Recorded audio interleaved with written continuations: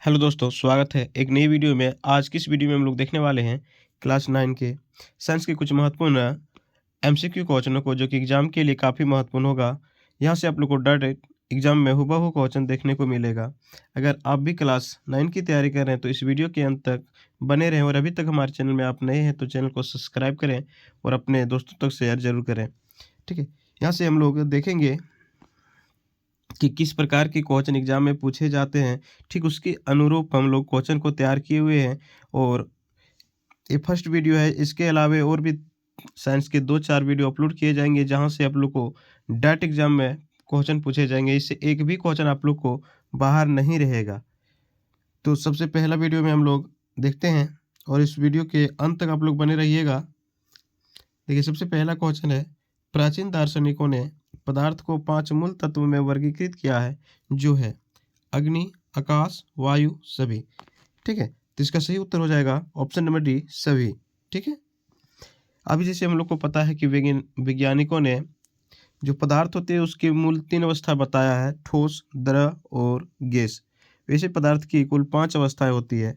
ठीक है, ठोस, द्रव, गैस, प्लाज्मा और बोस कंडेंसेट।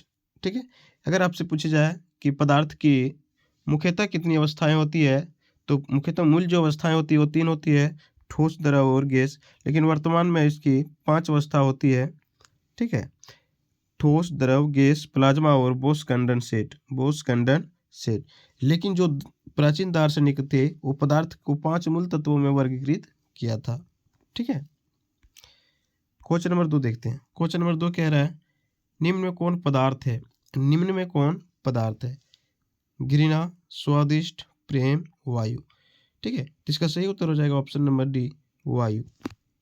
ठीक है, तो पदार्थ किसे कहते हैं? ठीक है, जो स्थान घेरता है, जिसका अपना एक द्रव्यमान होता है, जिसे हम अपनी ज्ञान इंद्रियों द्वारा अनुभव कर सकते हैं, उसे हम लोग पदार्थ कहते हैं। ठीक है, तो घृणा, स्वादिष्ट, प्रेम ये तो पदार्थ नहीं है। इसका सही उत्तर हो जाएगा ऑप्शन नंबर 4। Question number 3।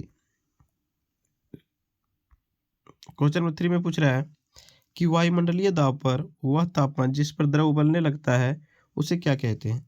क्वथनांक, गलनांक, वाष्पीकरण और इनमें से कोई नहीं। ठीक है, तो इसका सही उत्तर हो जाएगा क्वथनांक। क्वेश्चन नंबर 4 कह रहे, किसी तत्व के द्रव्यमान प्रति इकाई आयतन को क्या कहते हैं? ठीक है, किसी तत्व के द्रव्यमान प्रति इकाई आयतन को क्या कहते हैं? घनत्व, दबाव, आयतन, द्रव्यमान। तो इसका सही उत्तर हो जाएगा ऑप्शन नंबर ए, घनत्व। ठीक है, पूछा जाता है आपसे कि घनत्व किस प्रकार की राशि है? घनत्व किस प्रकार की राशि है? तो घनत्व एक सदिश राशि है। ठीक है, आप सब याद रखिएगा, सदिश राशि है। ठीक, अगला क्वेश्चन कह रहा है कि किसी सतही का क्षेत्रफल बढ़ाने पर वस्तु की वाष्पीकरण की दर में क्या प्रभाव पड़ता है? यानी जो वाष्पीकरण होता है, इसके सतह का क्षेत्रफल बढ़ने से इस पर क्या प्रभाव पड़ता है? तो देखिए, जो वाष्पीकरण की दर होती है वो सतह बढ़ने पर उसका बढ़ जाती है। ठीक है, वाष्पीकरण की दर भी क्या होती है? बढ़ जाती है। तो इसका सही उत्तर हो जाएगा ऑप्शन नंबर ए, बढ़ जाती है। ठीक है, जैसे कि आप लोग देखे होंगे कि कप की अपेक्षा हम लोग प्लेट में जो चाय होती है वो जल्दी पी लेते हैं, यानी कि जल्दी वो ठंडा हो जाता है, क्योंकि इसका सतह का जो क्षेत्रफल होता है वो अधिक होता है। क्वेश्चन नंबर 6 कह रहा है, अलमारी में जंग लगना किस प्रकार का परिवर्तन है? ठीक है, भौतिक परिवर्तन, रासायनिक परिवर्तन, दोनों, इनमें से कोई नहीं। तो इसका सही उत्तर हो जाएगा रासायनिक परिवर्तन। ठीक है, अलमारी में जंग लगना एक प्रकार की रासायनिक परिवर्तन है। कई बार आपसे पूछा जाता है कि भोजन का पचना किस प्रकार का परिवर्तन होता है? भोजन का पचना एक रासायनिक परिवर्तन है। ठीक है, यानी जिसे हम लोग मूल अवस्था में ला सकते हैं उसे हम लोग कहते हैं भौतिक परिवर्तन, और जिसे मूल अवस्था में नहीं ला सकता, यानी जिसे एक नया पदार्थ बन जाता है, तो उसको हम लोग कहते हैं रासायनिक परिवर्तन। ठीक है, जैसे बर्फ का पिघलना, तो बर्फ का पिघलना एक भौतिक परिवर्तन है। ठीक है, क्वेश्चन नंबर 7 में कह रहा है, कोशिका में राइबोसोम की अनुपस्थिति में कौन सा कार्य नहीं होता? देखिए, राइबोसोम की अनुपस्थिति में ना, तो राइबोसोम क्या करता है? प्रोटीन का संश्लेषण करता है। तो अगर राइबोसोम की अनुपस्थिति होगी तो प्रोटीन का संश्लेषण नहीं होगा। ठीक है, तो इसका सही उत्तर हो जाएगा ऑप्शन नंबर सी, प्रोटीन का संश्लेषण। ठीक है, क्वेश्चन नंबर 8 कह रहा है रक्त और मूत्र की जांच में किस विधि का उपयोग किया जाता है। देखिए, रक्त और मूत्र की जांच के लिए क्रोमेटोग्राफी विधि का उपयोग किया जाता है। ठीक है, इसका सही उत्तर हो जाएगा क्रोमेटोग्राफी विधि द्वारा। ठीक है, अपकेंद्रण विधि एक यहाँ दिया हुआ है। अपकेंद्रण विधि द्वारा दूध से क्रीम को अलग किया जाता है। आप सभी याद रखिएगा, दूध से क्रीम जो होता है वो अपकेंद्रण विधि द्वारा अलग किया जाता है। ठीक है, तो इसका सही उत्तर हो जाएगा option number B. Question number 9 कह रहा है जल एक खाली स्थान है, जल मिश्रण तत्व यौगिक विलयन। तो जल एक क्या है, यौगिक है। ठीक है, जिसका रासायनिक सूत्र हम लोग जानते हैं कि H2O होता है। अब कई बार पूछा जाता है कि H2O में जो होता है हाइड्रोजन और ऑक्सीजन किस अनुपात में होता है, तो 2:1 में होते हैं। ठीक है, तो जल एक यौगिक है, कन्फर्म। क्वेश्चन नंबर 10 कह रहा है मिश्र धातु पीतल में कौन सी धातु उपस्थित है। देखिए, जो पीतल है, ठीक है, पीतल वो तांबा तथा जिंक से मिलकर बना हुआ है। तांबा प्लस जिंक से मिलकर के बना हुआ है, तो इसका सही उत्तर हो जाएगा तांबा और zinc, option number A correct answer हो जाएगा। क्वेश्चन नंबर 11 क्रम में कौन उपधातु है। ठीक है, कौन उपधातु है, हाइड्रोजन, सिलिकॉन, ऑक्सीजन, आयोडीन। ठीक है, तो इसका सही उत्तर हो जाएगा option number B silicon. Silicon उपधातु है। ठीक है, जब देखिए यहाँ पे एक ऑप्शन नंबर 4 में दिया हुआ है आयोडीन। देखिए, आयोडीन एक मात्र ऐसा अधातु है, आप सभी याद रखिए, अधातु है। ठीक है, जो चमकीला होता है, जो चमकीला होता है। आप लोग जानते हैं कि धातुएं जो होती है वो चमकीले होते हैं, अधातुएं प्राय चमकीला नहीं होते हैं, लेकिन आयोडीन एकमात्र ऐसा अधातु है जो चमकीला होता है। ठीक है, आपसे कई बार क्वेश्चन पूछा जाता है कि कौन सी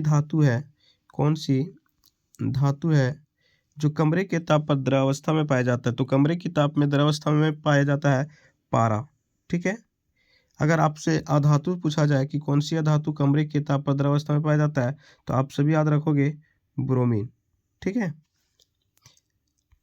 चलिए क्वेश्चन नंबर 12 देखते हैं। उत्तक किस उत्तक को संवहन उत्तक कहा जाता है।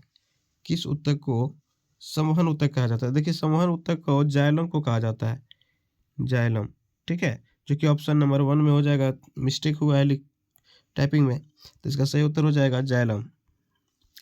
क्वेश्चन नंबर 13 कह रहा है निम्न में से किस ऊर्जा का निर्माण निम्न में से किस ऊर्जा का निर्माण केंद्र कहा जाता है। देखिए, यहाँ पे मिस्टेक है क्वेश्चन में, कह रहा है निम्न में से किसे ऊर्जा का निर्माण केंद्र कहा जाता है, यानी कि पावर हाउस कहा जाता है। कोशिका का पावर हाउस कहा जाता है। तो माइटोकॉन्ड्रिया को जो होता है कोशिका का पावर हाउस कहा जाता है। इसका सही उत्तर हो जाएगा ऑप्शन नंबर ए माइटोकॉन्ड्रिया। क्वेश्चन नंबर 14, ठीक है, क्वेश्चन नंबर 14 कह रहा है इलेक्ट्रॉन सूक्ष्मदर्शी की खोज कब हुई थी। 1920, 1930, 1940, 1950। तो इसका सही उत्तर हो जाएगा 1940 में। क्वेश्चन नंबर 15 कह रहा है पदार्थ के कणों में किस प्रकार की ऊर्जा होती है। देखिए, पदार्थ के कण क्या होते हैं, गतिशील होते हैं, तो पदार्थ के कणों के बीच गतिज ऊर्जा होता है, इसलिए इसका सही उत्तर हो जाएगा ऑप्शन नंबर ए गतिज ऊर्जा। ठीक है, अब पूछा जाता है पदार्थ की किस अवस्था में गतिज ऊर्जा सबसे अधिक होती है। जैसे मान के पूछा जाएगा आपसे ठोस, द्रव, गैस, तो गतिज ऊर्जा सबसे अधिक जो होता है वो गैस में होती है। ठीक है, आपसे पूछा जाएगा कि पदार्थ की किस अवस्था में आकर्षण बल सबसे अधिक होते हैं, तो अगर आकर्षण बल की बात किया जाए आपसे, ठीक है, तो सबसे अधिक होता है बल क्या बोलते हैं ठोस में, इसके बाद द्रव में, इसके बाद गैस में। ठीक है, यानी सबसे अधिक ठोस में और सबसे कम गैस में। क्वेश्चन नंबर 16 में कह रहा है पदार्थ के कणों का स्वतः मिलना क्या कहलाता है। स्वतः मिलना क्या कहलाता है, तो इसका सही उत्तर हो जाएगा क्या है, विसरण। इसका स्वतः मिलना, इसका सही उत्तर हो जाएगा विसरण। ठीक है, यानी पदार्थ के कणों का स्वतः मिलना विसरण कहलाता है। अगला क्वेश्चन कह रहा है शुद्ध जल का क्वथनांक कितना होता है, यानी कि शुद्ध जल का जो क्वथनांक होता है वो सॉरी 373 केल्विन होता है, 373 केल्विन होता है। इसका सही उत्तर हो जाएगा option number C 373 kelvin. Question number 18 कह रहा है सर्वप्रथम किस वैज्ञानिक तत्व शब्द का प्रयोग किया था? ठीक है, Robert Hooke, Robert brown, Darwin और रॉबर्ट बॉयल। तो इसका सही उत्तर हो जाएगा ऑप्शन नंबर 4 रॉबर्ट बॉयल ने। ठीक है, यानी सर्वप्रथम जो तत्व शब्द का प्रयोग किया था वो रॉबर्ट बॉयल ने किया था। ठीक है, रॉबर्ट हुक ने सबसे पहले 1665 ईस्वी में कोशिका की खोज किया था और रॉबर्ट ब्राउन ने केंद्रक का पता लगाया था। ठीक है, केंद्रक। क्वेश्चन नंबर 9 कह रहे हैं निम्न में से कौन कोलाइड है? कोलाइड है चीनी का शरबत, पीतल, कीचड़, गोंद। तो इसका सही उत्तर हो जाएगा ऑप्शन नंबर सी कीचड़। क्वेश्चन नंबर 20 कह रहा है रक्त से नशीले पदार्थ को किस विधि द्वारा अलग किया जा सकता है? क्रोमेटोग्राफी द्वारा, प्रभाजी आसवन विधि, ऊर्ध्वपातन और अपकेंद्रण विधि द्वारा। तो इसका सही उत्तर हो जाएगा ऑप्शन नंबर ए क्रोमेटोग्राफी विधि द्वारा। ठीक है, क्वेश्चन नंबर 21 कह रहा है पौधों में गैसों का आदान प्रदान किस क्रिया के द्वारा होता है?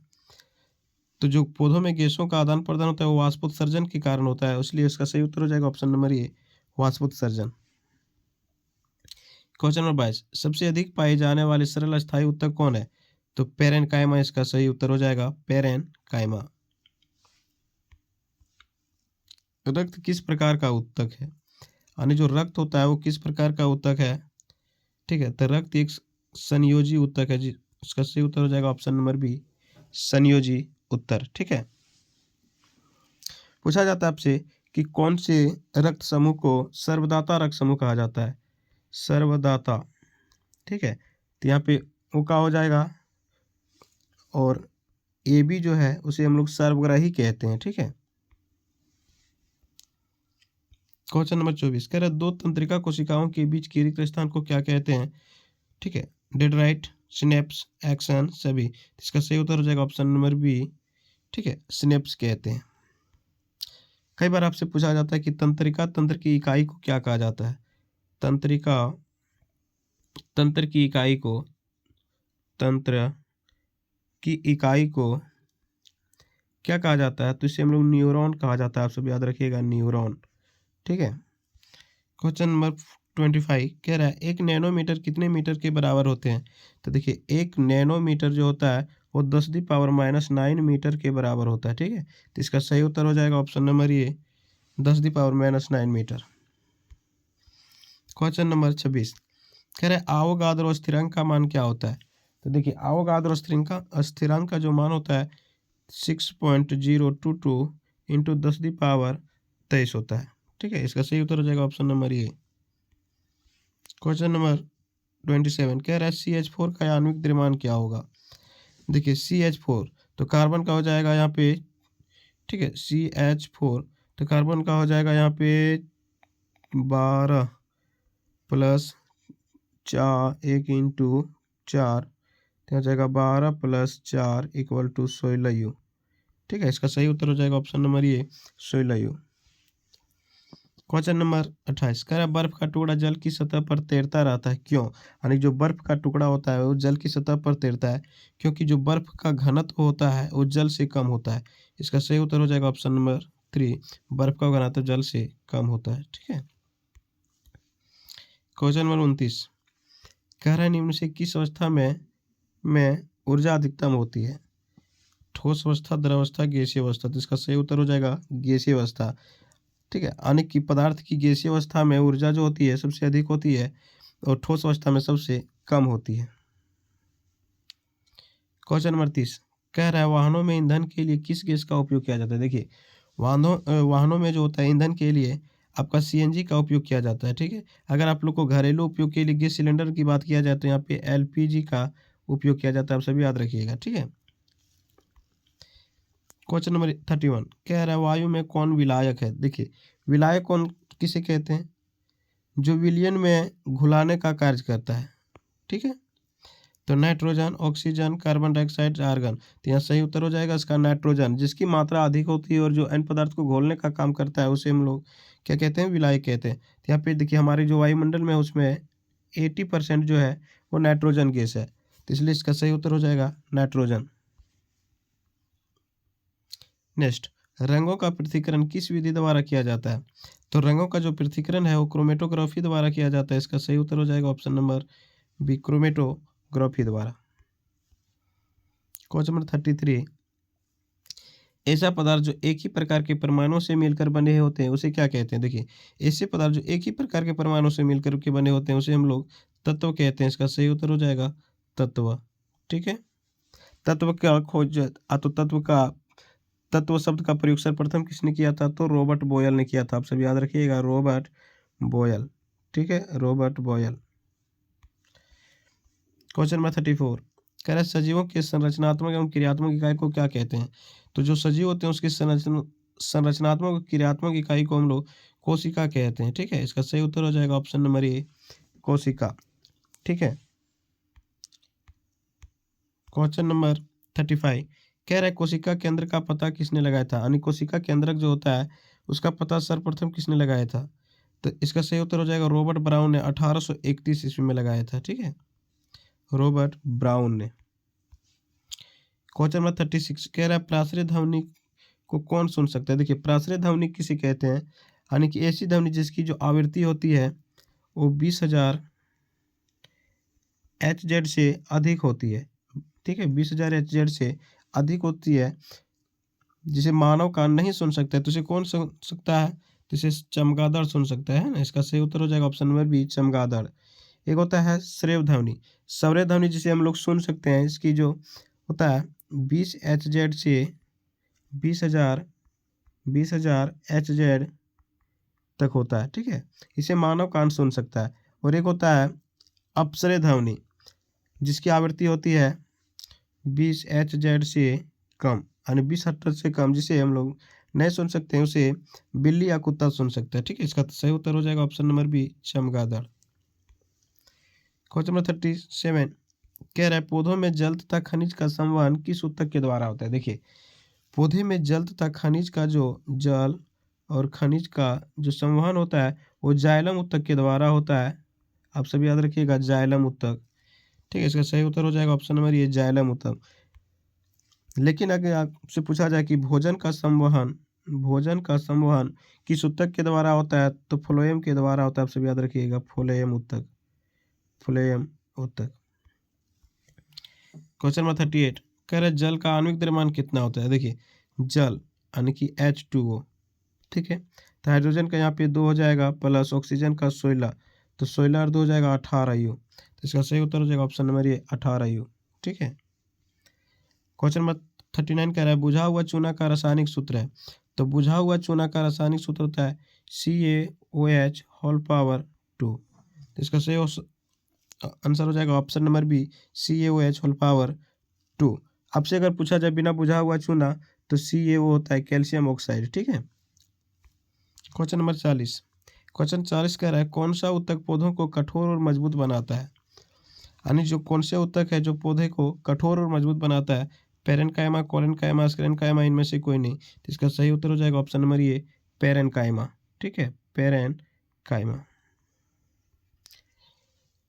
आज की इस वीडियो में जो 40 हम लोग MCQ क्वेश्चन देखे उसमें मात्र 2 या 3 चैप्टर से लिया गया था। नेक्स्ट वीडियो में फिर नेक्स्ट 3 चैप्टर से क्वेश्चन लिया जाएगा और इस प्रकार के आपको 3-4 वीडियो के माध्यम से पूरा साइंस को आप लोग को तैयारी कराया जाएगा। और एकदम पूरे भरोसा रखिए कि इससे आप लोग को इस सारे क्वेश्चन पूछे जाएंगे और इससे एक भी क्वेश्चन आप लोग को बाहर नहीं देखने को मिलेगा।